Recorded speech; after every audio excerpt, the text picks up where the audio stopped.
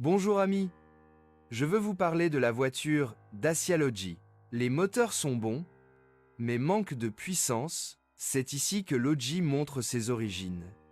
Même s'il est grand, vous ne trouverez pas de moteur diesel de 250 CH sous le capot. Le plus gros moteur a une cylindrée de 1,6 L et les deux plus puissants génèrent 116 chevaux. Sans compter la dernière variante de 131 chevaux, qui peut difficilement être qualifiée de voiture d'occasion. Avec un équipage complet de passagers, seul un diesel pourra y faire face. La gamme des moteurs essence comprend 4 moteurs.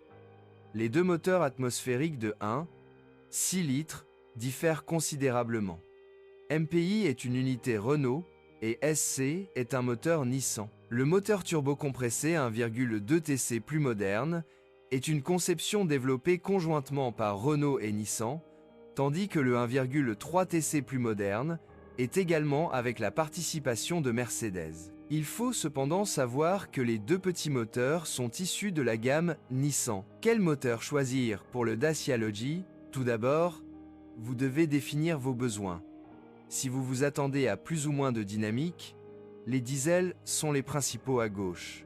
Le moteur 1,2 TC offre de bonnes performances, mais seulement s'il y a une ou deux personnes à bord. Avec une famille de 5 personnes ou un équipage complet de 7 passagers, on perd en puissance et c'est là que le diesel prend l'avantage, offrant plus de couple même dans la version 90H. Les moteurs 1,6 offrent une dynamique relativement bonne, mais seulement si vous les faites tourner plus haut. Bien sûr, le plus rapide sera le Logi équipé du moteur 1,3 TC. Mais il s'agit d'une variante qui n'est entrée en production que récemment. Et nous parlons d'une voiture pratiquement nouvelle. Il convient également de mentionner que la plupart des versions étaient équipées d'une boîte de vitesse manuelle à 5 rapports et qu'une boîte automatique n'était jamais une option. Des boîtes de vitesse à 6 rapports étaient associées à des moteurs diesel d'une puissance de 95 chevaux et plus et au dernier 3 TC. L'avantage du moteur diesel le plus faible est l'absence de volant bimasse. Deuxièmement, vous devez déterminer vos possibilités financières. À cet égard, le numéro 1 est le simple moteur 1,6 MPI. Il ne nécessite pas beaucoup d'entretien, est peu coûteux à réparer et fonctionne très bien lorsqu'il est alimenté au gaz naturel. Ses performances sont médiocres, mais c'est le genre d'âne qui vous amène toujours à destination. Il n'y a pas grand-chose à redire sur les autres moteurs à essence, même s'il est évident que les réparations du 1,2 TC seront beaucoup plus coûteuses que celles des 1,6. Il est turbo-compressé, mais contrairement aux apparences, il possède 4 cylindres et non 3. Avec la bonne technique de conduite, c'est le plus économique. Pour le moteur 1,2, la moyenne est de 7 litres au 100 km.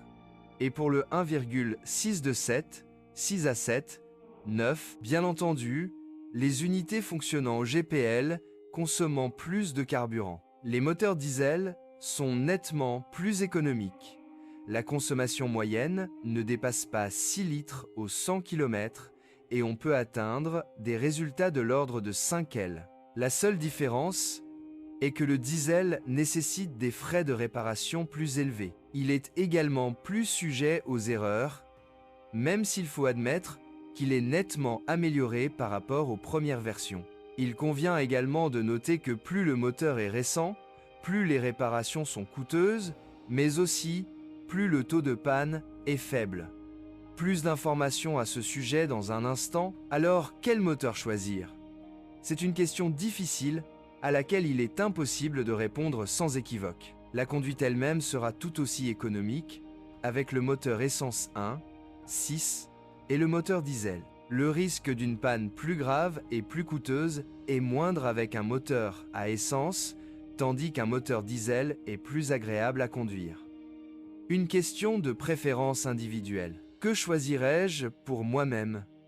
Diesel, qu'est-ce qui ne va pas avec le Dacia Logi? Dacia Logi, comme d'autres voitures à petit budget, présente de nombreux défauts, mais ils sont mineurs. D'une manière générale, il s'agit d'un manque de détails et d'un système électrique instable. Parfois, le régime fluctue dans les anciens moteurs à essence, parfois le diesel ne démarre pas, d'autres fois il démarre, mais le voyant de contrôle du moteur s'allume, sans aucune raison. Il existe des cas où le système multimédia se bloque, ou l'indication du niveau de carburant est incorrecte. En règle générale, ce sont des choses mineures qui se produisent dans toutes les voitures, mais plus souvent dans Dacia. Bien sûr, comme je l'ai mentionné, l'assemblage de la cabine est médiocre. Donc de temps en temps quelque chose grince, craque et vibre. Il peut y avoir quelques traces de corrosion ici et là sur la carrosserie et le châssis. Et les choses plus sérieuses? Tout d'abord, les moteurs 1,2 TC supportent mal la conduite sous de lourdes charges et avec un pied lourd du conducteur. Après un kilométrage de 100 à 150 000 km, ils peuvent consommer de l'huile, ce qui est un phénomène tout à fait naturel lors d'une utilisation intensive, mais négliger de vérifier son niveau entraîne le grippage du moteur. Il est intéressant de noter que cela ne s'applique pas, par exemple, à la Dacia Sandero, qui est généralement utilisée de manière plus douce et moins chargée. La chaîne de distribution de ce moteur doit également être vérifiée régulièrement. Le timing est également un domaine qui mérite d'être vérifié sur le moteur 1,6 S. Contrairement au MPI, il possède une chaîne. Cette solution est censée être plus durable, mais elle est plus problématique et plus coûteuse à remplacer. La chaîne peut s'étirer lorsque le conducteur a le pied lourd et conduit lentement. Le moteur MPI plus simple est équipé d'une courroie et doit être remplacé tous les 150 000 km. C'est ici que s'arrête le service le plus sérieux. D'une part, les moteurs diesel 1,5 déci sont des conceptions assez simples et bien connues des mécaniciens, mais d'autre part, ils présentent un risque de rotation et de grippage des roulements de l'arbre. Tout dépend de l'utilisateur.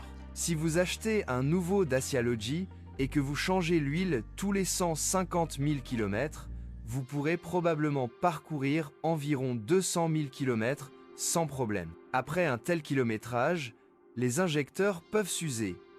Cependant, lorsque vous achetez une voiture d'occasion, vous ne savez jamais à quoi vous attendre. Si quelqu'un a pris soin de la voiture, il n'y a pas de souci majeur, même s'il existe un risque de grippage. À titre préventif, vous pouvez remplacer les roulements, et cela vaut la peine de le faire lors d'un entretien après-vente majeur. Surtout si vous n'êtes pas du tout sûr de l'historique de la voiture et que le kilométrage a déjà dépassé environ 150 000 km. En guise de consolation, on peut ajouter que les pièces, même pour une révision générale d'un moteur diesel 1,5, ne sont pas chères. Vous paierez le même montant que pour un remplacement préventif des roulements avec huile, filtre et joints, par exemple pour un ensemble complet de pièces d'origine, pour la rénovation du bas du moteur, arbre, roulement, bielle, joints. Le système de suspension et de freinage est de conception simple et assez durable.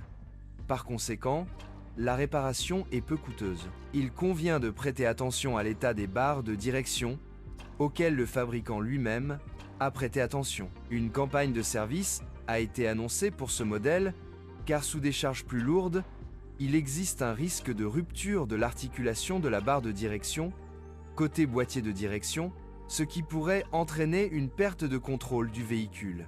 Qu'en est-il du GPL? Nous avons 3 façons de procéder ici. Vous pouvez acheter une voiture avec une installation de gaz d'usine ou l'installer vous-même. Il existe une 3e voie alternative, dont je parlerai dans un instant. Acheter un Logi avec autogaz d'usine est une bonne solution, car l'installation est déjà là, la voiture a été préparée et le moteur a été correctement réglé. Il y a 2 inconvénients. La voiture roule au gaz depuis longtemps et nous avons l'installation qui a été installée. et le réservoir a une légalisation valable moins de 10 ans. Le deuxième est le verrouillage d'usine du contrôleur d'installation.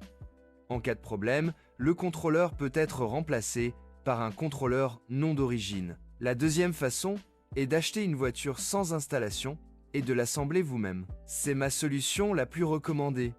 Tout d'abord, nous choisissons le bon fabricant. Nous avons également tout neuf, et le moteur est généralement en meilleur état lorsqu'il fonctionne uniquement à l'essence. La troisième voie est une alternative à la première. C'est, à dire, acheter une voiture avec l'autogaz d'usine et, en cas de problème, la remplacer par une neuve. L'avantage est que la voiture a déjà été préparée pour cela, donc l'opération consiste uniquement à remplacer quelques pièces. Donc ce sera assez bon marché. L'inconvénient est que la voiture fonctionnait déjà à l'essence et on ne sait jamais comment l'ancien propriétaire s'occupait de l'entretien. Il convient également de mentionner le moteur adapté au GPL. Les deux moteurs 1,6 litres étaient équipés en usine d'essence, mais l'ancien moteur Renault MPI est nettement mieux adapté à cet usage.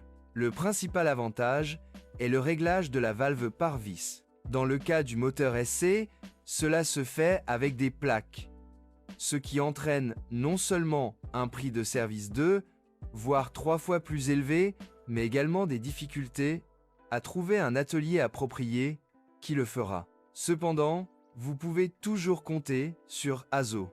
Merci de m'écouter. N'oubliez pas de vous abonner à la chaîne et de noter ma vidéo. Si vous connaissez des problèmes avec cette voiture que je n'ai pas mentionnée, assurez-vous de les publier dans les commentaires.